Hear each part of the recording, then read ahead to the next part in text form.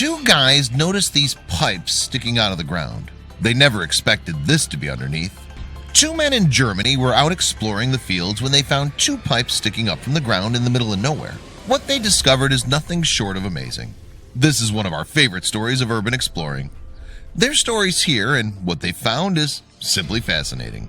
After finding the pipes in the field, locating the entrance wasn't too hard. This is the entrance, 100 meters or so from the periscopes, and surrounded by coniferous trees. It was covered with a wooden lid, which was easy to remove by using a crowbar.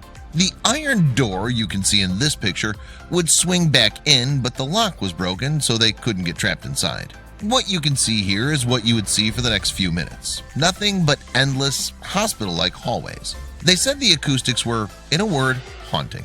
A pipe and a plastic bag on the floor, presumed from a local supermarket. Hallways like this occurred several times. They decided to just keep going straight in order to avoid getting lost. The holes in the walls on the right appeared to be punched with a hammer.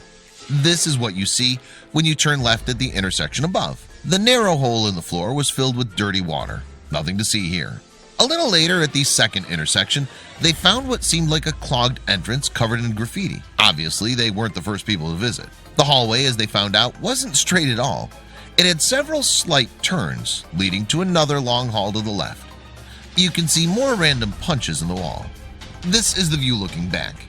At this point, they were both uncertain if they should proceed or get the hell out of there. Notice the graffiti on the top right. The one on the left translates to help.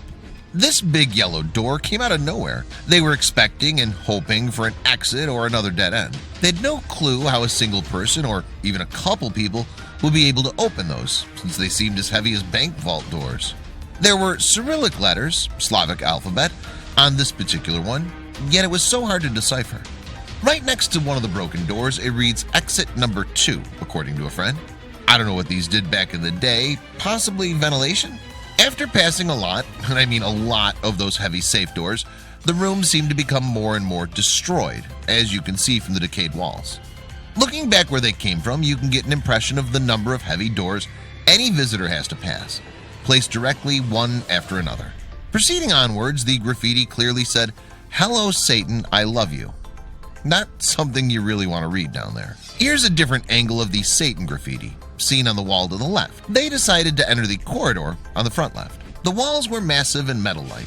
My friend and I suspected it to be lead or something similar. Notice a small red number on the wall, 2211, and the cryptic painting in the background made of black lines. When you passed a few corners in the lead wall corridor, you'd set foot in this flooded area, which was set a single step below the prior rooms. They only stuck their heads in to take some pictures.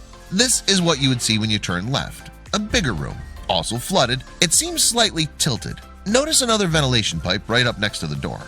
This is the first time on the whole tour one of the explorers literally panicked, terrified by the silhouette of this pile of rubble, resembling crouching or a sitting man. Another flood.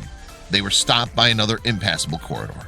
When already heading back to where they came from, my friend found this spooky gem. It was the biggest room by far, but only visible through little square holes in the walls. Back view of the machine. On the wall in the background, right below the ceiling pipes, you can see a narrow gap where he took the picture above. Random gloves found in one of the tiny gaps. Random shoe left in the mud. This is a sign on the floor that says "Stay back," situated right next to the Great Hall. These spikes looked just like icicles, but they were some kind of a mineral phenomenon. Right after this shot, the camera went down and they headed back to the entrance.